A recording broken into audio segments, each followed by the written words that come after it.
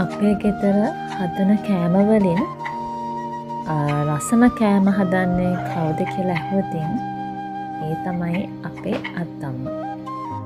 අත්තම්මා හරිම ආදරෙන් හදලා දෙන කෑම වලින් වැඩියෙන්ම කැමති කෑමක් මොනවද කියලා ඇහුවොතින් මම නම් කියන්නේ පොලොස් කියලා.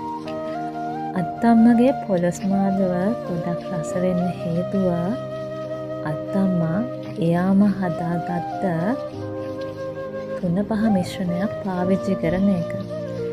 ඉතින් ඒ 3-5 මිශ්‍රණය නිසා තමයි අත්තම්මා හදන පොලොස් ගොඩක්ම රස. ඒ වගේම අත්තම්මා උක්කු පොල් කිරි දානවා. ඉතින් උක්කු පොල් කිරි ඒ වගේම මේ 3-5 මිශ්‍රණේ ඊට පස්සේ ඒක ගොඩක් වෙලා ලිපේ තියාගෙන හින්දවන එකයි නිසා තමයි අන්තිමට රන්වන් පාට පොලොස් මාළුවක් අපිට හම්බ වෙන්නේ. මේ පොලොස් මාළුව හරිම රසයි.